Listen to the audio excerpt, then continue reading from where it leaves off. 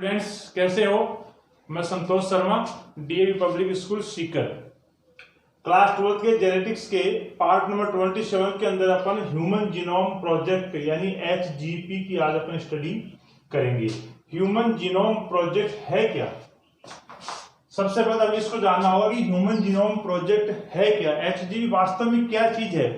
आपने देखा होगा कि कोई बच्चा जब पैदा होता है तो अपन उसका जन्म कुंडली, जिसको आप बोलते हैं जन्म पत्रिका, अपन बनाते हैं, यानी उसकी पूरी लाइफ की अपन उसके अंदर स्टडी लिखते हैं, ये होगा ये होगा ये होगा।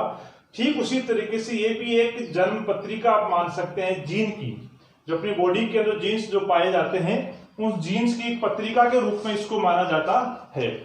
तो है क्या, इन 1990 US department of energy and national institute of health embarked and coordinated on the project of sequencing human genome called HGP और Human Genome Project।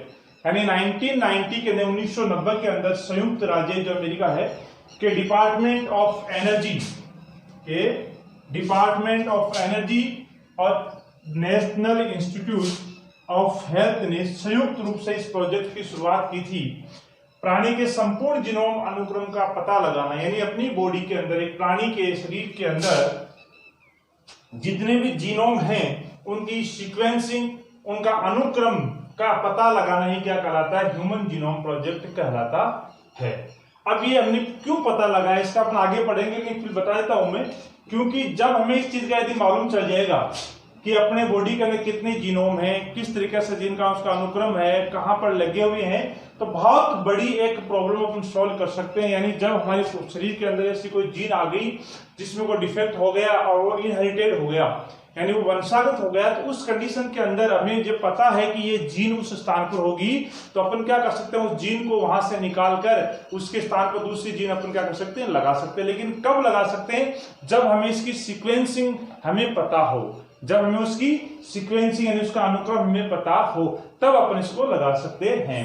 Next point है वेलकम ट्रस्ट यूके, यानी यूके का जो वेलकम ट्रस्ट है, UK का मतलब United kingdom, join the project, यानी इस प्रोजेक्ट के अंदर शामिल हुआ। कौन से के अंदर, इस एचजीपी के अंदर, ह्यूमन जीनोम प्रोजेक्ट के अंदर यूके का जो वेलकम ट्रस्ट है वो शामिल हुआ और उस समय का सबसे बड़ा पार्टनर बना था। Project join the project as project major partner, उस समय का सबसे बड़ा पार्टनर बना था। और उसके बाद में जापान, फ्रांस, जर्मनी, चाइना और अन्य कुछ देशों ने भी क्या कर दिया, इस प्रोजेक्ट के अंदर क्या हो गए, वो शामिल हो गए। इसको इंटरनेशनल लेवल पे इसको बना दिया गया इस प्रोजेक्ट को, और ये सब मिलकर इसके साथ क्या करने लगे, काम करने लगे। John Craig Venter, one of the first scientist to sequencing human genome, यानी जो एचजीपी था उसके अंदर ह्यूमन जीनोम जो सीक्वेंस था, अनुक्रम था, उसको सर्वप्रथम एक साइंटिस्ट था जोहान क्रेग वेंचर ने जाना। यानी इन्होंने सबसे पहले इसको जाना, किसको, इस सीक्वेंसिंग को। नेक्स्ट पॉइंट है द एचजीपी वाज लॉन्च्ड अक्टूबर 1, यानी 1 अक्टूबर 1990। The project was complete in 2003, thus it was a 13 year project. यानी क्या कह रहा है कि ये 1 अक्टूबर 1990 को लॉन्च किया गया था। यानी इस प्रोजेक्ट की जो औपचारिक शुरुआत थी, कौन से प्रोजेक्ट की, इस एचजीपी की जो औपचारिक शुरुआत थी वो 1 अक्टूबर 1990 को किया गया था। और ये प्रोजेक्ट 2003 के अंदर कंप्लीट हुआ। कितने साल में हुआ, 2003 में। यानी ये प्रोजेक्ट कितने साल चला था, 13 वर्ष चला था। कितने साल चला, ये 13 ईयर्स के अंदर काम में किया गया था इस प्रोजेक्ट के अंदर। This project was started under the direction of James D Watson. यानी जब इस प्रोजेक्ट की शुरुआत हुई थी उस समय शुरुआत करने वाला था, या किसके अंडर के अंदर शुरुआत की गई या किसके नेतृत्व में प्रारंभ की गई, तो साइंटिस्ट का नाम था जेम्स डी वॉटसन। तो जेम्स डी वॉटसन के निर्देशन में, नेतृत्व में इस प्रोजेक्ट की क्या हुई थी, शुरुआत हुई थी। लेकिन and complete under Francis Collins, ये क्या कर रहा है कि यह प्रोजेक्ट शुरुआत किसने की थी, औपचारिक शुरुआत किसके प्रारंभ हुई थी, ये जेम्स डी वॉटसन के। और कंप्लीट किसके नेतृत्व में हुआ था, फ्रांसिस कॉलिंस के नेतृत्व में इसका कंप्लीट किया गया था। अभी भी आपको बता दूं जो वर्तमान के जो इसके डायरेक्टर हैं वो फ्रांसिस कॉलिंस ही है, क्योंकि केवल और केवल 2 या 3 साल इन्होंने काम किया था, किसने, जेम्स डी वॉटसन ने। उसके बाद में इसके स्थान पर कौन आ गया था?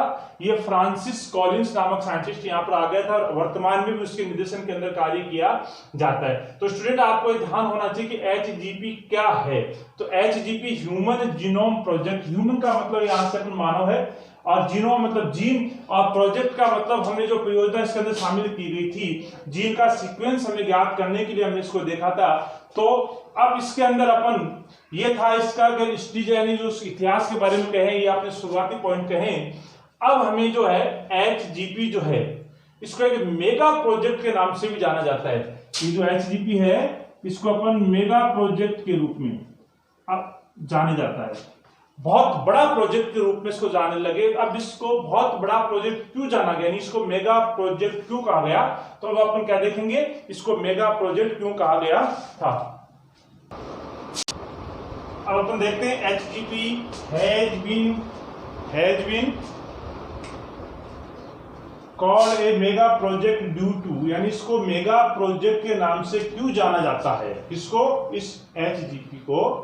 तो उसका देखो फर्स्ट पॉइंट है कि यह है huge cost estimated to be 9 billion US$, यानी एक बहुत महंगा प्रोजेक्ट था जिसकी अनुमानित जो लागत थी वो 9 बिलियन अमेरिकन डॉलर थी। यानी इसलिए इसको बहुत बड़ा प्रोजेक्ट माना गया क्योंकि इसकी एक तो क्या थी, लागत बहुत ज्यादा थी। जिसको एस्टिमेटेड जो लागत बताई गई वो 9 बिलियन US$ थी। नेक्स्ट इसका रीजन क्या था, very large number of base pair, 3 × 10⁹ base pair to be identified and sequence, यानी 3 × 10⁹ क्षारक युग्मों की पहचान व उनका अनुक्रम ज्ञात करना। यानी क्षार क्रम की क्या थे, बहुत ज्यादा थे, उनकी सीक्वेंसिंग ज्ञात करना और उनको पहचानना, इसलिए भी क्या इसको एक मेगा प्रोजेक्ट के रूप में माना जाता है।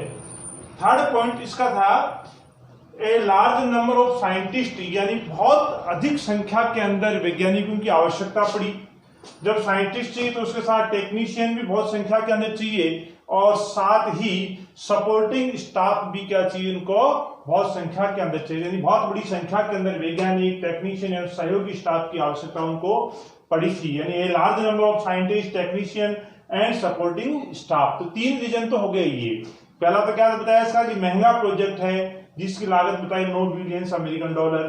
दूसरा क्या है कि क्षार युग्म जो थे वो बहुत ज्यादा थे, तो उनकी पहचान करना और उनकी सीक्वेंसिंग करना इतना आसान काम नहीं था। और तीसरा रीजन जो बताया कि इसके अंदर बहुत सारे साइंटिस्ट की रिक्वायरमेंट पड़ी, टेक्नीशियन की रिक्वायरमेंट पड़ी थी और सहयोगी स्टाफ की भी रिक्वायरमेंट हमें बहुत ज्यादा पड़ी थी। अब ये प्रोजेक्ट चलो मेगा प्रोजेक्ट था, इनके भी रिक्वायरमेंट पड़ी, लेकिन चौथा पॉइंट पे आप बहुत अच्छी तरीके से लर्न करें। इसमें क्या लिख रखा है कि इनसे हमें जो आंकड़े प्राप्त हुए, इस प्रोजेक्ट के अंदर, मेगा प्रोजेक्ट का मेन पॉइंट है वो कि इसके अंदर हमें जो आंकड़े प्राप्त हुए उन आंकड़ों को एकत्रित करने के लिए हमें 3300 बुक्स की रिक्वायरमेंट, यानी 3300 बुक हमें चाहिए थी। किसको, इन आंकड़ों को लिखने के लिए, उनको एकत्रित करने के लिए, टाइप करने के लिए। ऐसा नहीं कि एक बुक जो है उसके अंदर 50-60 पेज हैं, 100 पेज हैं, उस बुक का पेज संख्या भी कितने रखी है कि 1000 पेज होनी चाहिए। एक बुक के अंदर 1000 पेज हो तब हमें 3300 बुक की रिक्वायरमेंट पड़ी।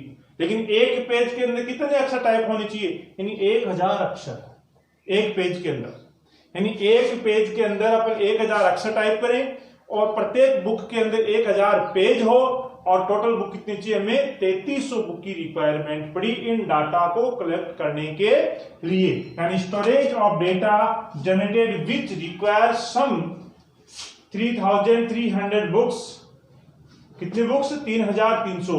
ईच बुक्स विथ 1000 पेजेज, यानी एक बुक के अंदर 1000 पेज हो। And each page having 1000 type a letter, यानी 1000 अक्षर उसके अंदर क्या हो, टाइप हो। यानी प्राप्त आंकड़ों को एकत्रित करने के लिए 3300 बुक की आवश्यकता पड़ी और प्रत्येक बुक में 1000 पेज थे तथा प्रत्येक पेज में 1000 अक्षर टाइप थे। तो ये 4 रीजन ऐसे हैं जिनकी वजह से इस HGP को, यानी ह्यूमन जीनोम प्रोजेक्ट को, हमने क्या नाम दिया, इसको मेगा प्रोजेक्ट नाम दिया था। ठीक है, इसके लिए कोई लेक्चर इस टॉपिक में आपको क्यूरी या कोई डाउट हो तो आप कमेंट्स बॉक्स में कमेंट कर सकते हैं। या फिर व्हाट्सएप नंबर पे आप क्या व्हाट्सएप कर सकते हैं। नेक्स्ट लेक्चर यानी पार्ट नंबर 28 के अंदर अपन इस HGP की मेथोडोलॉजी है वो अपन पढ़ेंगे कि किस विधि से इसको अपने सॉल्व किया या किस विधि से हमने इसको प्रोजेक्ट को है वो संपन्न किया था। Thank you.